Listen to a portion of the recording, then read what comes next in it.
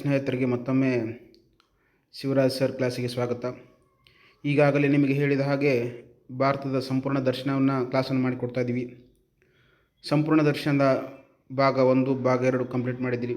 ಭಾರತದ ಪರಿಚಯ ಮತ್ತು ಕರ್ನಾಟಕದ ಪರಿಚಯ, ಭಾರತದ ಬೇಸಿಕ್ ಮೇಲೆ ಯಾವೆಲ್ಲ ರೀತಿ ಪ್ರಶ್ನೆಗಳು ಬರ್ತಾವೆ ಹಾಗೂ ಕರ್ನಾಟಕದ ಮೇಲೆ ಹೇಗೆಲ್ಲ ಪ್ರಶ್ನೆಗಳು ಬರ್ತಾವೆ ಅಂಥೇಳಿ ಭಾಗ 1 ಮತ್ತು ಭಾಗ 2ರಲ್ಲಿ ನೋಡಿದಂತೆ. ಇದನ್ನು ನಾವು ಭಾರತ ಸಂಪೂರ್ಣ ದರ್ಶನದ ಭಾಗ 3 ಅಂದರೆ ಅಂಡಮಾನ್ ಮತ್ತು ನಿಕೋಬಾರದ ಕೇಂದ್ರಾಡಳಿತ ಪ್ರದೇಶದ ಬಗ್ಗೆ ಸಂಪೂರ್ಣವೇನು. ನಮ್ಮಲ್ಲಿ 8 ಕೇಂದ್ರಾಡಳಿತ ಪ್ರದೇಶಗಳಿದಾವೆ. 8 ಕೇಂದ್ರಾಡಳಿತ ಪ್ರದೇಶಗಳಲ್ಲಿ ಈ ದಿನ ನಾವು ಅಂಡಮಾನ್ ಮತ್ತು ನಿಕೋಬಾರ್ ಕೇಂದ್ರಾಡಳಿತ ಪ್ರದೇಶದ ಬಗ್ಗೆ ಸಂಪೂರ್ಣವಾದಂಥ ಮಾಹಿತಿ, ಅಲ್ಲಿ ಕಂಡುಬರುವಂಥ ಬುಡಕಟ್ಟು ಜನಾಂಗಗಳು ಯಾವುದು, ಅಲ್ಲಿ ಇರುವಂಥ ಪ್ರವಾಸಿ ತಾಣಗಳು ಯಾವುದು, ಇತ್ತೀಚೆಗೆ ಏನು ಪ್ರಚಲಿತ ಘಟನೆ ನಡೀತು ಮತ್ತು ರಾಷ್ಟ್ರೀಯ ಉದ್ಯಾನವನಗಳು ಯಾವ್ಯಾವುದಾವ, ಆರ್ಥಿಕತೆ ಹೇಗೈತಿ, ಜನಸಂಖ್ಯೆ ಎಷ್ಟು ದ್ವೀಪಗಳದಾವ ಮತ್ತು ಅದರ ಇತಿಹಾಸ ಏನು, ಎಲ್ಲವನ್ನು ಸಹ ನಾವು ಈ ತರಗತಿಯಲ್ಲಿ ನೋಡೋಣಂತ. ಯಾರೆಲ್ಲ ಸ್ನೇಹಿತರು ಇನ್ನೂ ನಮ್ಮ ಚಾನಲ್ಗೆ ಸಬ್ಸ್ಕ್ರೈಬ್ ಮಾಡಿಕೊಡಲಿಲ್ಲ ಅಂದರೆ ಆದಷ್ಟು ಬೇಗನೆ ಸಬ್ಸ್ಕ್ರೈಬ್ ಮಾಡಿಕೊಡಿ. ಇದು ಸಂಪೂರ್ಣವಾದಂತಹ ತರಗತಿಯಾಗಿರುತ್ತೆ. ಹಾಗೂ ಈ PDF ನಿಮಗೆಲ್ಲ 28 ರಾಜ್ಯಗಳು 8 ಕೇಂದ್ರಾಡಳಿತ ಪ್ರದೇಶದ ಬಗ್ಗೆ ಸಂಪೂರ್ಣವಾದಂಥ ಒಂದು PDF ಅನ್ನು ಮಾಡಿದ್ದೀನಿ. ಅದರ ರೇಟ್ ಎಷ್ಟಾಯಿತು ಅಂದರೆ ಅದರ ಬೆಲೆ ₹99. ಈ ನಂಬರಿಗೆ ಕಾಂಟ್ಯಾಕ್ಟ್ ಮಾಡಿದರೆ ನಿಮ್ಗೆ ಏನು ಸಿಗುತ್ತೆ ಅಂದ್ರೆ PDF ನಿಮ್ಗೆ ಬಂದು ತಲುಪುತ್ತೆ. ಯಾರೆಲ್ಲ ಸ್ನೇಹಿತರು ಸ್ಪರ್ಧಾತ್ಮಕ ಪರೀಕ್ಷೆ ಹೋಗ್ತಾ ಇದ್ದೀರಿ, ಸ್ಟಡಿ ಮಾಡ್ತಾ ಇದ್ದೀರಿ, ಯಾವುದೇ ಪರೀಕ್ಷೆ ಇರಲಿ, ಈ ಶೀಘ್ರದಲ್ಲಿ ಇರೋದು ಯಾವುದು ಪೊಲೀಸ್ ಕಾನ್ಸ್ಟೇಬಲ್, ಅವರು KE ನಡೆಸ್ತಾ ಇದ್ದಾರೆ. ಈ ಬಾರಿ ಪ್ರತಿ ವರ್ಷ KSP ಅವರು ಎಕ್ಸಾಮ್ ನಡೆಸ್ತಾ ಇದ್ರು. ಈ ಬಾರಿ ಯಾರಿಗೆ ಕೊಟ್ಟಿದ್ದಾರೆ ಅಂದ್ರೆ KE ಕೊಟ್ಟಿದ್ದಾರೆ. ಆ ಕಾರಣಕ್ಕಾಗಿ ಪ್ರಶ್ನೆಗಳು ಬೇರೆ ಬೇರೆ ರೀತಿಯಾಗಿ ಬರ್ತಾವೆ. ಆ ಕಾರಣಕ್ಕೆ ಇದನ್ನು ಸಂಪೂರ್ಣವಾದಂಥ ತರಗತಿ ಇದು. ಇದರಲ್ಲಿ ಎಲ್ಲ ವಿಷಯಗಳನ್ನು ಒಳಗೊಂಡೈತೆ ಹಾಗೂ ಈ PDF ಎಲ್ಲ ರೀತಿಯ ವಿಷಯಗಳನ್ನು ಒಳಗೊಂಡಂಥ ಒಂದು PDF ಆಗಿರುತ್ತೆ. ಆ ಕಾರಣಕ್ಕಾಗಿ ಯಾರೆಲ್ಲ ವಿದ್ಯಾರ್ಥಿಗಳು ಈ PDF ಬೇಕಂದ್ರೆ ನೀವು ನನಗೆ ಈ ನಂಬರಿಗೆ ಸಂಪರ್ಕ ಮಾಡಿದ್ರೆ ₹99 ಅಮೌಂಟ್ ಪೇ ಮಾಡಿದ್ರೆ ನಮಗೆ PDF ಬಂದ ತಲುಪುತ್ತೆ. ಕ್ಲಾಸನ್ನು ಪ್ರಾರಂಭ ಮಾಡೋಣ ಅಂತ.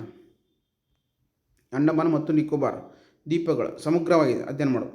ಸಾಮಾನ್ಯ ಪರಿಚಯ ಹೆಂಗೆ ನಮಗೆ ರಾಜ್ಯಕ್ಕೆ ರಾಜಧಾನಿ ಇರುತ್ತೆ, ಹಂಗೆ ಕೇಂದ್ರಾಡಳಿತ ಪ್ರದೇಶಕ್ಕೂ ರಾಜಧಾನಿ ಇರುತ್ತೆ. ಹಾಗಾಗಿ ನೋಡೋಣ. ರಾಜಧಾನಿ ಅಂಡಮಾನ್ ಮತ್ತು ನಿಕೋಬಾರ್ ದ್ವೀಪದ ರಾಜಧಾನಿ ಯಾವುದಂದ್ರೆ ಫ್ಲೋಟ್ ಬೇರಾ ಇದರ ರಾಜಧಾನಿ. ಇದು ಎಲ್ಲಿ ಅಂದ್ರೆ ದಕ್ಷಿಣ ಅಂಡಮಾನ್ ದ್ವೀಪದಲ್ಲಿರುತ್ತೆ. ಇದು ದ್ವೀಪಗಳ ಒಕ್ಕೂಟ ಅಂತ ಹೇಳ್ತೀವಿ. ದ್ವೀಪಗಳಿಂದ ಆದಂಥ ಒಂದು ಕೇಂದ್ರಾಡಳಿತ ಪ್ರದೇಶ. ಇದರ ರಾಜಧಾನಿ ಫ್ಲೋಟ್ ಬೇರಾ. ಇದು ಭಾರತ ಅತ್ಯಂತ ಆಯಾಕಟ್ಟಿನ ಕೇಂದ್ರಾಡಳಿತ ಪ್ರದೇಶ ಅಂತೇಳಿ ನೋಡ್ತೀವಿ ನಾವು. ಆಯಾಕಟ್ಟು ಏನು ಭಾರತ ಈ ರೀತಿ ಬರ್ತಲ್ಲ, ಈ ಭಾಗದಲ್ಲಿ ಕಂಡುಬರುವಂಥ ಒಂದು ಅಂಡಮಾನ್ ನಿಕೋಬಾರ್ ಇದೆ. ಈ ಭಾಗದಲ್ಲಿ ಕಂಡುಬರೋದು ಅಂಡಮಾನ್ ನಿಕೋಬಾರ್. ಇಲ್ಲಿ ಸುಮಾರು ಎಷ್ಟು ದ್ವೀಪಗಳನ್ನು ಒಳಗೊಂಡೈತೆ ಅಂದರೆ 532 ದ್ವೀಪಗಳನ್ನು ಒಳಗೊಂಡೈತಿ. 532 ದ್ವೀಪಗಳನ್ನು ಒಳಗೊಂಡೈತಿ. ಇಲ್ಲಿ ಕೇವಲ 38 ದ್ವೀಪಗಳಲ್ಲಿ ಮಾತ್ರ ಜನ ವಸತಿ ಐತಿ. ಇಲ್ಲಿ ಎಷ್ಟು ಟೋಟಲ್ ಎಷ್ಟಿದೆಪ್ಪ ಅಂದರೆ ಇಲ್ಲಿ 572 ದ್ವೀಪಗಳಲ್ಲಿ ಕೇವಲ ಎಷ್ಟು ದ್ವೀಪಗಳಲ್ಲಿ ಜನ ವಸಿಸ್ತಾರೆ ಅಂದ್ರೆ 38 ದ್ವೀಪಗಳಲ್ಲಿ ಮಾತ್ರ ಜನ ವಸತಿ ಐತಿ. ಆಡಳಿತ ಮುಖ್ಯಸ್ಥರು ಯಾರಾದ್ರೂ ಪ್ರಸ್ತುತ ಅಡ್ಮಿರಲ್ ಡಿ ಕೆ ಜೋಶಿ ಅವರು ಸದ್ದ ಆಡಳಿತಾತ್ಮಕ ಮುಖ್ಯಸ್ಥರಿದ್ದಾರೆ. ಅಂಡಮಾನ್ ನಿಕೋಬಾರ್ ಯಾವ ನ್ಯಾಯಾಂಗದ ವ್ಯಾಪ್ತಿ ಬರ್ತದೆ, ನಮ್ಮಲ್ಲಿ ಹೈಕೋರ್ಟ್, ಸುಪ್ರೀಂ ಕೋರ್ಟ್ ವ್ಯಾಪ್ತಿಗಳಂತ ಬರ್ತಾವೆ. ಹಂಗೆ ಅಂಡಮಾನ್ ನಿಕೋಬಾರ್ ಇದು ಕೋಲ್ಕತ್ತಾ ಹೈಕೋರ್ಟ್ ವ್ಯಾಪ್ತಿಗೆ ಒಳಪಡುತ್ತದೆ. ಯಾವ ಎಕ್ಸಾಮ್ ಬರಲಿಕ್ಕೆ ಕೇಳಿದ ನಿಮ್ಗೆ, ಅಂಡಮಾನ್ ನಿಕೋಬಾರ್ ಯಾವ ನ್ಯಾಯಾಂಗದ ವ್ಯವಸ್ಥೆಗೆ ಒಳಪಡುತ್ತದೆ, ನ್ಯಾಯಾಂಗದ ವ್ಯಾಪ್ತಿಗೆ ಹೈಕೋರ್ಟ್, ಕೋಲ್ಕತ್ತಾ ಹೈಕೋರ್ಟ್ಗೆ ನ್ಯಾಯಾಂಗ ವ್ಯಾಪ್ತಿಗೆ ಒಳಪಡುತ್ತದೆ. ಇದು ಫ್ಲೋಟ್ ಬೇರ್ನಾದ ಒಂದು ಸರ್ಕ್ಯೂಟ್ ಬೆಂಚ್ ಇದೆ. ಅಲ್ಲೊಂದು ಸರ್ಕ್ಯೂಟ್ ಬೆಂಚ್ ಸಹ ಇದೆ. ಹ್ಯಾಂಗಿಲ್ಲ ನಮ್ಮಲ್ಲಿ ಹೈಕೋರ್ಟ್ ಬೆಂಗಳೂರಿನಲ್ಲಿ ಇರ್ತದೆ, ಅದರ ಬೆಂಚ್ ಏನು ಮಾಡಿರ್ತೀವಲ್ಲ, ಬೆಂಗಳೂರಲ್ಲಿ ಹೈಕೋರ್ಟ್ ಐತೆ ಕರ್ನಾಟಕದ್ದು.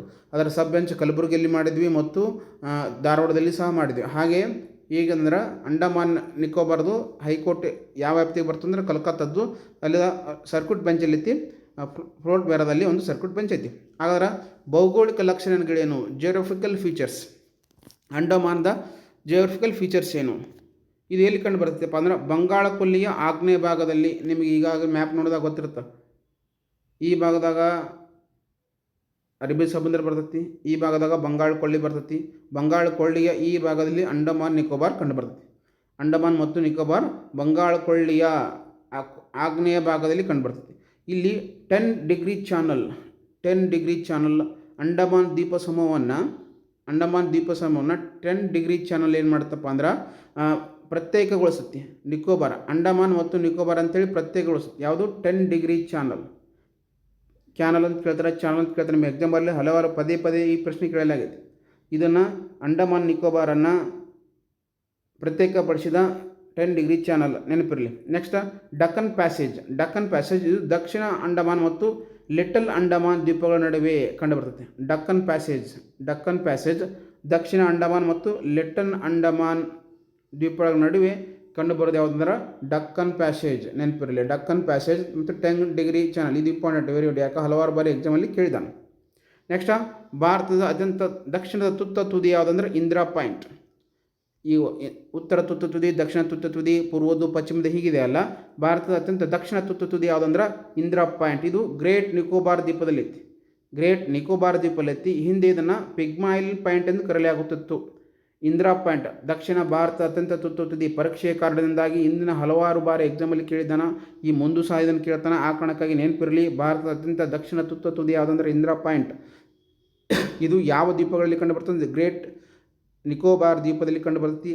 ಹಾಗೂ ಇದನ್ನು ಹಿಂದೆ ಏನೇನು ಕರಿತಾರೆ ಅಂದರೆ ಪಿಗ್ಮೈಲ್ ಪಾಯಿಂಟ್ ಅಂತ ಕರಿತಿದ್ರು. ಇದನ್ನು ಪಿಗ್ಮೈಲ್ ಪಾಯಿಂಟ್ ಎಂದು ಕರಿತಿದ್ರು, ನೆನಪಿರಲಿ ಸಹ ಪಿಗ್ಮೈಲ್ ಪಾಯಿಂಟ್ ಅಂತ ಕರಿತಾ ಇದ್ರು. ನೆಕ್ಸ್ಟ್ ಇಲ್ಲಿ ಕಂಡುಬರುವಂಥ ಅತ್ಯಂತ ಎತ್ತರ ಶಿಖರ ಯಾವುದು?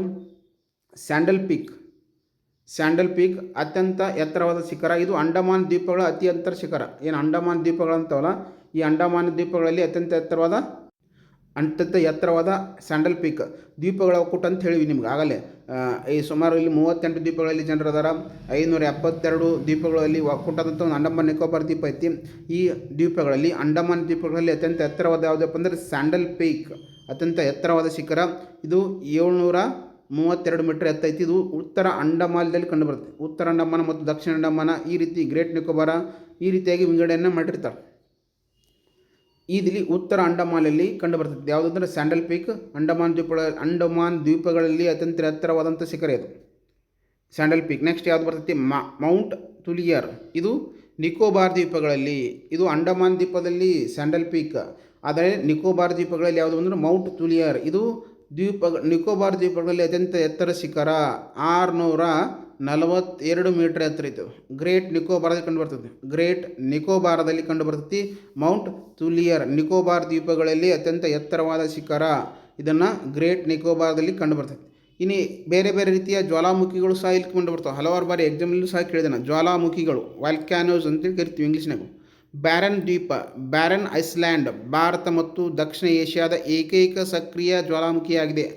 ಭಾರತದ ಮತ್ತು ದಕ್ಷಿಣ ಏಷ್ಯಾದ ಏಕೈಕ ಸಕ್ರಿಯ ಜ್ವಾಲಾಮುಖಿಯಾಗಿದೆ. ಅಂದರೆ ಇದು ಜ್ವಾಲಾಮುಖಿ ಆ್ಯಕ್ಟಿವ್ ಐತಿ.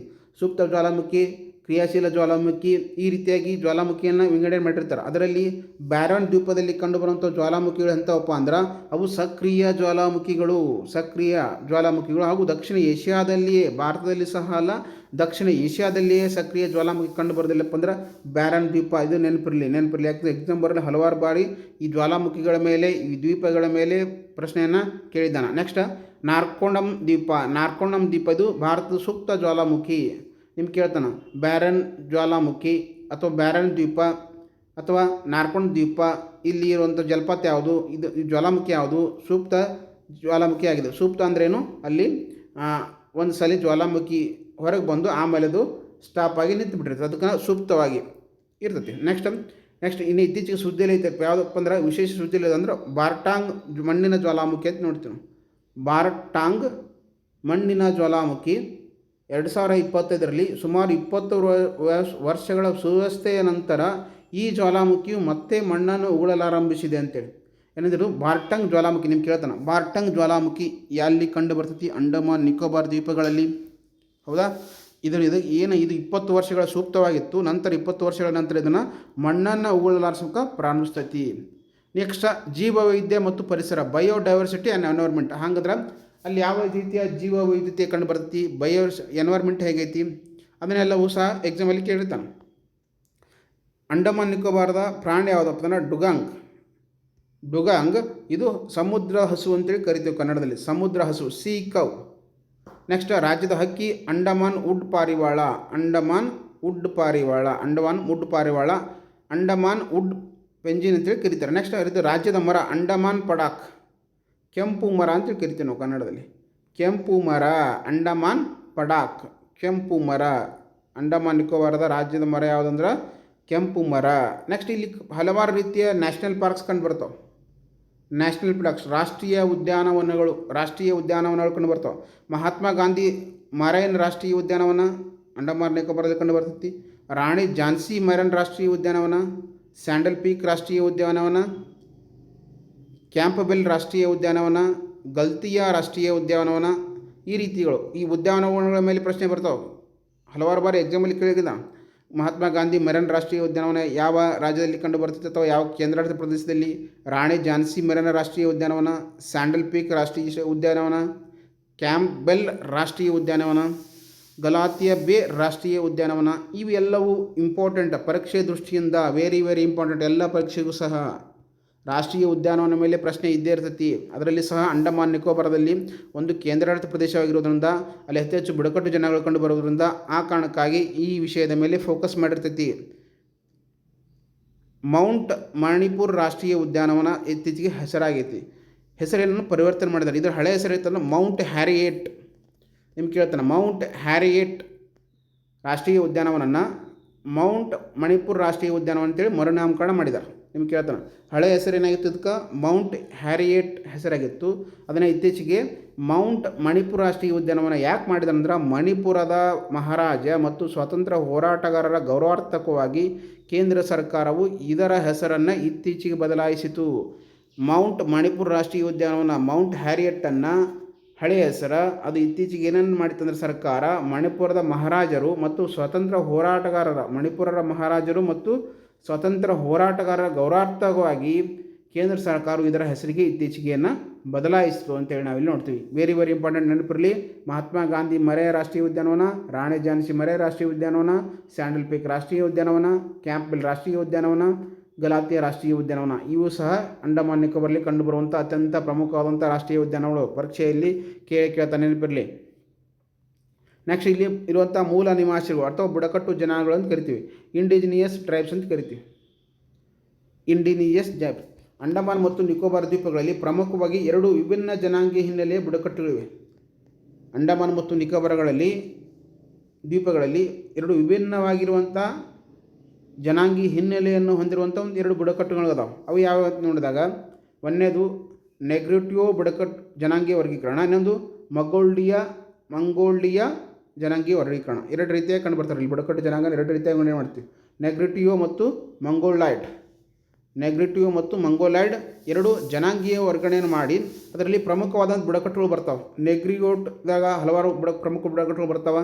ಅವರ ವಿಶೇಷತೆಗಳೇನು ಬರ್ತೈತಿ. ನೆಕ್ಸ್ಟ್ ಮಂಗೋಲಾಯ್ಡ್ ಇವರು ಸಹ ಪ್ರಮುಖ ಬುಡಕಟ್ಟುಗಳದಾವ ಮತ್ತು ಅದು ಯಾವ ಪ್ರದೇಶದಲ್ಲಿ ಕಂಡು ಬರ್ತಾರೆ ಅಂತ ನೋಡಿದಾಗ ನೆಗ್ರಿಟಿಯೋ ಜನಾಂಗೀಯ ವರ್ಗೀಕರಣ ಜರ್ವಾಸ್ ಬುಡಕಟ್ಟು ಜನಾಂಗ, ವೋಗೆಸ್ ಬುಡಕಟ್ಟು ಜನಾಂಗ, ಗ್ರೇಟ್ ಅಂಡಮಾನ್ಸ್ ಬುಡಕಟ್ಟು ಜನಾಂಗ, ಸೆಂಟಿನಿಯಸ್ ಬುಡಕಟ್ಟು ಜನಾಂಗ.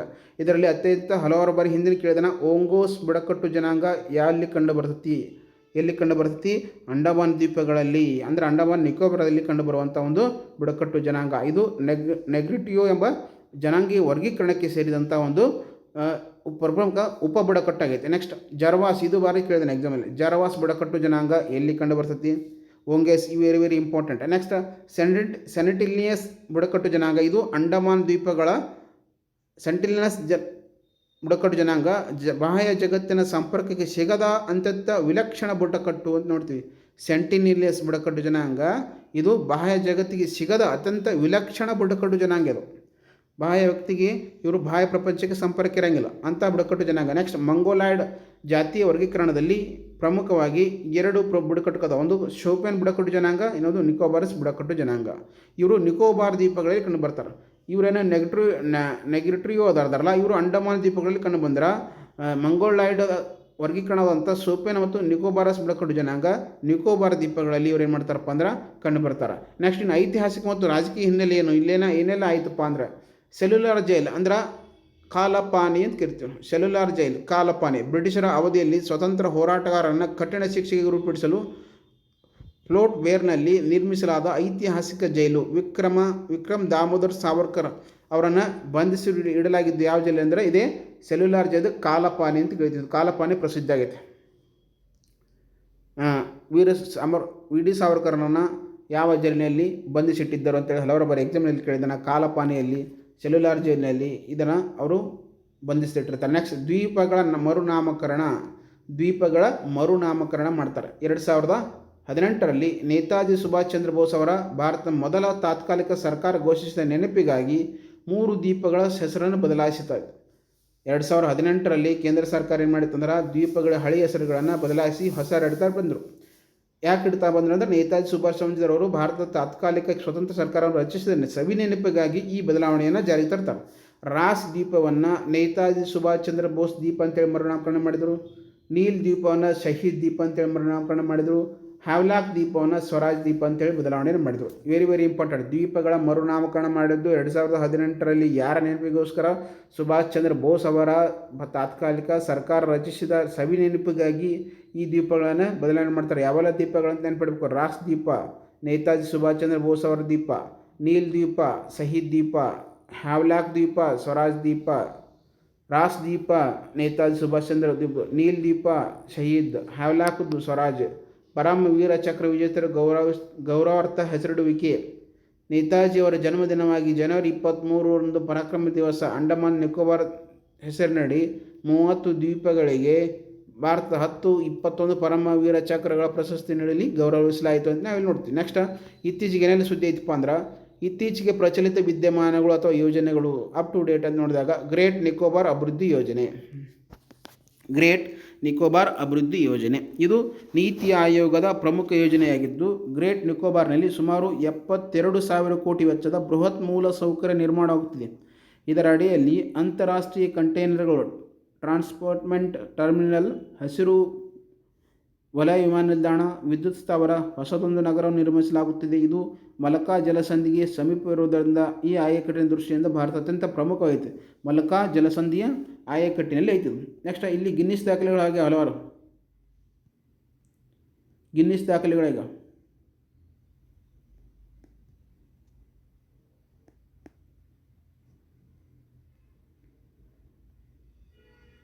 ಇತ್ತೀಚೆಗೆ ಪರಿಸರ ಸ್ನೇಹಿ ಪ್ರವಾಸೋದ್ಯಮ ಪ್ರಚಾರಕ್ಕಾಗಿ ಸ್ವರಾಜ್ ದ್ವೀಪದಲ್ಲಿ ಹ್ಯಾವ್ಲಾಕ್ ಐಲ್ಯಾಂಡ್ನಲ್ಲಿ ಎರಡು ಅದ್ಭುತ ನೀರೊಳಗಿನ ಗಿನ್ನೆಸ್ ದಾಖಲೆಗಳು ಸ್ಥಾಪಿಸಲಾಗಿದೆ. ಏನಪ್ಪ ಅಂದ್ರೆ ಮೊದಲನೇದು ರಾಧಾನಗರದ ಬೀಚ್ ಬಳಿ ಸಮುದ್ರದೊಳಗೆ ಅತಿ ದೊಡ್ಡ ನೀರೊಳಗಿನ ಭಾರತ ಧ್ವಜ ಅನಾವರಣ. 60 mm to 40 ಮೀಟರ್ ಗಾತ್ರದ ಧ್ವಜ. ಎರಡನೇದು ಲೈಟ್ ಹೌಸ್ ಪ್ರದೇಶದ ಬಳಿ ನೀರೊಳಗಿನ ಅತಿ ಎತ್ತರದ ಹ್ಯೂಮನ್ ಸ್ಟಾಕ್ 10 ಮೀಟರ್ ಎತ್ತರದ ಮಾನವ ಗೋಪುರ ನಿರ್ಮಾಣವನ್ನು ಮಾಡಲಾಗಿದೆ. ಒಂದನೇದೇನಪ್ಪ ಅಂದ್ರೆ ಗಿನ್ನೆಸ್ ದಾಖಲೆ ಮಾಡಿದ್ದಿಲ್ಲಪ್ಪ ಅಂದ್ರೆ ಸ್ವರಾಜ್ ದ್ವೀಪದ ಹ್ಯಾವ್ಲಾಕ್ನಲ್ಲಿ. ಅದೇ ಎರಡನೇ ಲೈಟ್ ಹೌಸ್ ಕಂಡು ಬರ್ತಾ ಅದರೊಳಗೆ ನೀರೊಳಗಿನ ಅತಿ ಎತ್ತರದ ಹ್ಯೂಮ್ಯಾಕ್ ಸ್ಟಾಕ್ ಆಗಿದ್ದು 10 ಮೀಟರ್ ಮಾನವನ ಗೋಪುರ ಅಂತೇಳಿ ನಾವು ಕರಿತೀವಿ. ಭಾರತದ ಮೊದಲ ರಾಷ್ಟ್ರೀಯ ಹವಳದ ಬಂಡೆಗಳ ಸಂಶೋಧನಾ ಕೇಂದ್ರ first national coral reef research centre December 2025ರಲ್ಲಿ ಭಾರತ ಸರ್ಕಾರವು ಹವಳದ ಬಂಡೆಗಳು ಮತ್ತು ಕಡಲ ಪರಿಸರದ ವ್ಯವಸ್ಥೆಯು ಸಂಶೋಧನೆಗಾಗಿ ದೇಶದ ಪ್ರಪ್ರಥಮ ಮೀಸಲಾದ ಸಂಶೋಧನಾ ಕೇಂದ್ರವನ್ನು ಅಂಡಮಾನ್ನಲ್ಲಿ ಸ್ಥಾಪಿಸಲು ಅನುಮೋದಿಸಲು ನೀಡಲಾಗಿದೆ. ನೆಕ್ಸ್ಟ್ ಮೊದಲ ಬಾರಿಗೆ ಭೌಗೋಳಿಕ ಸೂಚ್ಯಂಕ JI ಪಡೆದಿದ್ದು 2025. ಅಂಡಮಾನ್ ಮತ್ತು ನಿಕೋಬಾರ್ ದ್ವೀಪಗಳ ಇತಿಹಾಸದಲ್ಲಿ ಪ್ರಥಮ ಬಾರಿಗೆ 7 ಸಾಂಪ್ರದಾಯಿಕ ಉತ್ಪನ್ನಗಳಿಗೆ GI ಟ್ಯಾಗ್ ಮಾನ್ಯತೆ ದೊರೆತಿದೆ. ಎಷ್ಟು? 7 ಉತ್ಪನ್ನಗಳಿಗೆ. ನೆಕ್ಸ್ಟ್ ಟ್ಯೂನ್ ಮೆನ್ ರಫ್ತು ಹಬ್.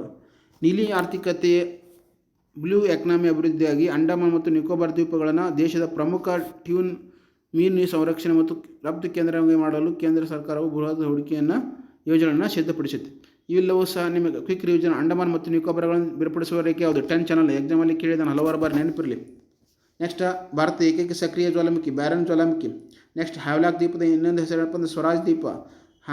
ಹಾರ್ಮಾಸ್ ಮತ್ತು ಸೆಟಲಿಯಸ್ ಬುಡಕಟ್ಟು ಜನಾಂಗ ಕಂಡುಬರುವುದು ಅಂಡಮಾನ್ ದ್ವೀಪಗಳಲ್ಲಿ. ಪ್ರಸ್ತುತ ಲೆಫ್ಟಿನೆಂಟ್ ಗವರ್ನರ್ ಅಡ್ಮಿರಲ್ ಜೋಶಿ. ಇವೆಲ್ಲವೂ ಸಹ ಅಂಡಮಾನ್ ನಿಕೋಬಾರ್ ಬಗ್ಗೆ ಸಂಪೂರ್ಣವಾದ 360 ಡಿಗ್ರಿಯಲ್ಲಿ ಯಾವೆಲ್ಲ ಪ್ರಶ್ನೆಗಳನ್ನು ಕೇಳ್ಬೋದು ಅಂದ್ರೆ 10 ಡಿಗ್ರಿ ಚಾನಲ್, ಡಕ್ಕನ್ ಪ್ಯಾಸೇಜ್ ಮತ್ತು ಎಲ್ಲವೂ ಸಹ ಈ ಎಕ್ಸಾಮಲ್ಲಿ ಕೇಳ್ತಾನೆ. ಅದಕ್ಕೆ ಇದೇ ರೀತಿಯಾದಂಥ ಸಂಪೂರ್ಣವಾದ PDF ಅವೈಲೇಬಲ್ ಐತೆ ನನಗೆ. ಇದೇ ರೀತಿಯಾದಂಥ PDF ಅವೈಲೇಬಲ್ ಐತೆ. 6 ಮಂತ್ ನ್ಯಾಷನಲ್ ಇಂಟರ್ನ್ಯಾಷನಲ್ ಸ್ಪೋರ್ಟ್ಸ್ ಎಲ್ಲವನ್ನು ಒಳಗೊಂಡಿರ್ತದೆ. ಕೇವಲ 99 ರೂಪೀಸಿಗೆ PDF ರೂಪದಲ್ಲಿ ಸಿಗ್ತದೆ. ನಾನು ನಂಬರ್ಗೆ ಕಾಂಟ್ಯಾಕ್ಟ್ ಮಾಡಿದ್ರೆ 7259300526 ಈ ನಂಬರ್ಗೆ ನಿಮಗೆ ಕಾಂಟ್ಯಾಕ್ಟ್ ಮಾಡಿದ್ರೆ ಈ PDF ನಿಮ್ಗೆ 99 ರೂಪೀಸ್ ಪೇ ಮಾಡಿದ್ರೆ ನಿಮಗೆ ಬಂದು ತಲುಪುತ್ತಾ. ಯಾರೆಲ್ಲೂ ಸ್ನೇಹಿತರು ನೀವು ಫ್ರೆಂಡ್ಸ್ ನೋಡಿಲ್ಲ ಅಂದರೆ ಆದಷ್ಟು ಬೇಗನೆ ಅವರಿಗೆ ಶೇರ್ ಮಾಡಿ, ಅವರಿಗೆ ಸಹ